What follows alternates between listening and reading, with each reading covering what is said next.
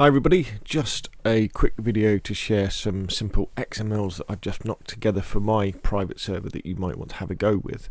And what they are two types.xml modded files that will work for PC, PlayStation and Xbox that can either give you half food and drink on your server or no food and drink on your server. So what these do is basically I've gone through and I've halved all the amounts of food and drink in the types.xml and I've zeroed them all as well.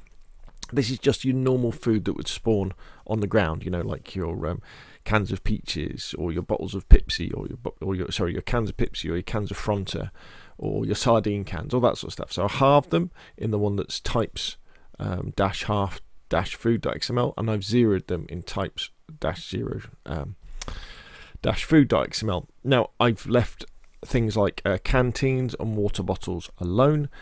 Seed packets I've left alone, and also even when you use the half food and the zero food types on your server, food will still spawn on zombies' inventories and inside other things as well. So for example, things like backpacks often have a chance of spawning something inside. So, you know, there might be a can, you know, there might be food or drink inside of those. But I've kind of left that there because that is quite a rare thing. And also your players will have to decide whether it's worth the risk. So why these files? Well, on one of my servers, 1S for Xbox and PlayStation, I'm running it on quite a short cycle. So the server will last approximately 6 to 8 weeks. And for the first couple of weeks, it's normal vanilla loot, and then for 2 weeks, it's half loot, and then for the rest of the time, there's no food spawning in at all. So what it does is forces players to have to go further afield. So you've got to go hunting, or you've got to go farming, or you've got to go fishing, or you've got to go trapping. You know, you can't just make your way to the local village or town and spend half an hour looking for food, because there won't be any food. It'll be very hard to find it. So how do you use these files? Well, if you're familiar with them, they're just XML files. So what you want to do is just download them, change the name so it's just to types.xml, and upload them over the top of your existing files. Then restart your save and restart your server. Now these are only for Chernarus. I haven't done any Livonia ones. So let me show you how, if you're not quite sure what that means. So let me show you. So what you want to do is you want to click on the little code button here, and then you want to click on download zip, and then you download the zip, and then you want to copy that somewhere on your hard drive on your computer, and then you want to extract it, and then you'll see the readme, and then the types half food and the types zero food. Now please read the readme, because I do put some warnings in there about when you use these files, about, you know, things can go wrong and it can take a while for these things to come into effect.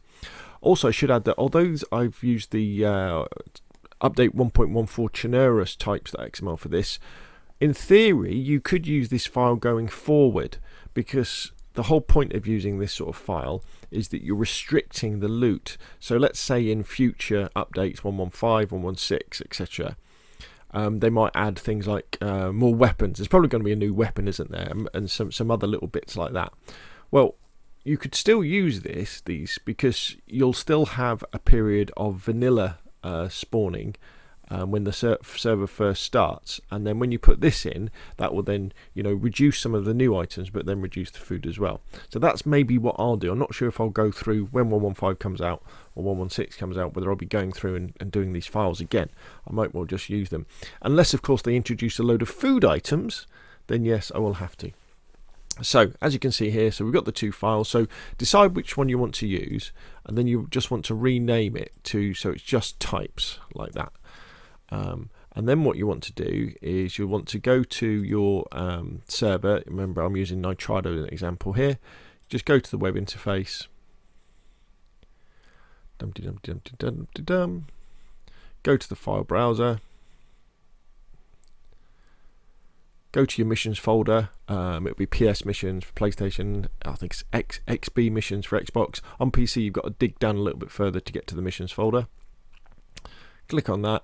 Now remember, these are Chernarus files, not Enoch or any other one. So you click on that folder there. You want to go into the DB folder or the DB directory. And there you can see there's the vanilla or the normal type. So you would just click on upload file.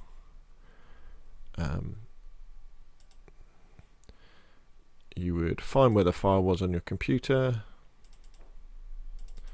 There it is. So I'll click on that. I'll click open. I'm not going to do it on my server, but you click open. That would then upload to the server, and then you would just restart the server.